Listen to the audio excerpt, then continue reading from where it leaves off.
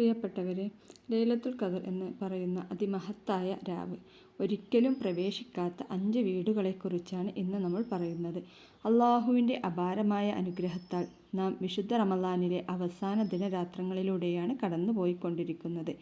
1000 മാസങ്ങളേക്കാൾ പുണ്യമുള്ള അള്ളാഹുവിൻ്റെ കാരുണ്യവും പാപമോചനവും വർഷം പോലെ ചൊരിയപ്പെടുന്ന ലൈലത്തുൽ ഖദർ എന്ന മഹത്തായ രാവിനെ നാം ഓരോരുത്തരും പ്രതീക്ഷയോടെയും പ്രാർത്ഥനയോടെയും കാത്തിരിക്കുകയാണ്. വിശുദ്ധ ഖുർആൻ പറയുന്നു, മലക്കുകളും ജിബ്രീൽ അലൈഹിസ്സലാമും അവരുടെ രക്ഷിതാവിൻ്റെ ഉത്തരവ് പ്രകാരം എല്ലാ കാര്യങ്ങൾക്കുമായി ആ രാത്രിയിൽ ഇറങ്ങിവരുന്നു. പ്രിയപ്പെട്ടവരെ, നാം ചിന്തിക്കേണ്ടതുണ്ട്, ആ വിചിത്രമായ രാത്രിയിൽ ആകാശ ലോകത്തുനിന്നും കാരുണ്യത്തിൻ്റെയും സമാധാനത്തിൻ്റെയും മലക്കുകൾ ഭൂമിയിലേക്ക് ഇറങ്ങി വരികയാണ്. അവർ ഓരോരുത്തരും ഓരോ വിശ്വാസിയുടെയും വീട്ടിൽ പ്രവേശിക്കുകയും അള്ളാഹുവിനെ സ്മരിക്കുന്നവർക്കും പ്രാർത്ഥിക്കുന്നവർക്കും വേണ്ടി അവർ സലാം ചൊല്ലുകയും ചെയ്യുന്നു. എന്നാൽ നിർഭാഗ്യവശാൽ ചില വീടുകളിൽ അവർ പ്രവേശിക്കാറില്ല. എന്നാൽ അള്ളാഹുവിൻ്റെ റഹ്മത്തും ബർക്കത്തും ആ വീടുകളിൽ നിന്ന് തടയപ്പെടുകയും ചെയ്യുന്നു. നമ്മുടെ വീടുകളെല്ലാം അത്തരത്തിൽ മലക്കുകൾ വെറുക്കപ്പെടുന്ന ഒരു ഇടമായിക്കൊണ്ടിട്ടുണ്ടോ എന്ന് ഭയത്തോടെ നാം ചിന്തിക്കേണ്ടതുണ്ട്. പ്രവാചകൻ മുഹമ്മദ് മുസ്തഫ സല്ലല്ലാഹു അലൈഹി വസല്ലമ തങ്ങളുടെ ഹദീസുകളുടെ വെളിച്ചത്തിൽ ലൈലത്തുൽ ഖദറിൻ്റെ അനുഗ്രഹം തടയപ്പെടുന്ന 5 തരം വീടുകളെക്കുറിച്ച് നമുക്ക് മനസ്സിലാക്കാം.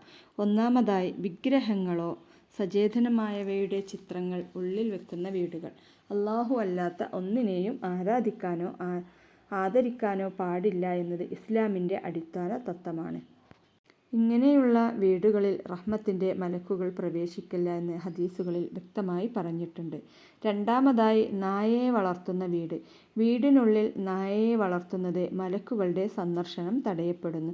ഹദീസുകളിൽ മുന്നറിയിപ്പ് നൽകിയിട്ടുണ്ട്. വേട്ടയാടൽ, കൃഷി, കാവൽ തുടങ്ങിയ ശർഈയായ ആവശ്യങ്ങൾക്കല്ലാതെ കേവലം ഒരു അലങ്കാരത്തിനോ വിനോദത്തിനോ വേണ്ടി നായയെ വീട്ടിൽ താമസിപ്പിക്കൽ വലിയ തെറ്റാണ്. നായയുടെ ഉമിനീരും ശരീരവും അശുദ്ധമാണ്. ഇത് വീടിൻ്റെ ശുദ്ധിയെ നശിപ്പിക്കുന്നു. ഇനി മൂന്നാമതായി, വലിയ അശുദ്ധിയുള്ളവർ കുളിക്കാതെ സമയം വൈകിപ്പിക്കുന്നതാണ്. ശരീരത്തിൻ്റെയും മനസ്സിൻ്റെയും ശുദ്ധി ഇസ്ലാമിൽ വളരെ പ്രധാനമാണ്.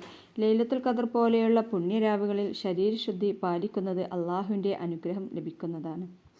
നാലാമതായി, കുടുംബബന്ധം മുറിക്കുന്നവർ താമസിക്കുന്ന വീട്. അള്ളാഹു ഏറ്റവും കൂടുതൽ വെറുക്കുന്ന കാര്യങ്ങളിൽ ഒന്നാണ് കുടുംബബന്ധം മുറിക്കൽ.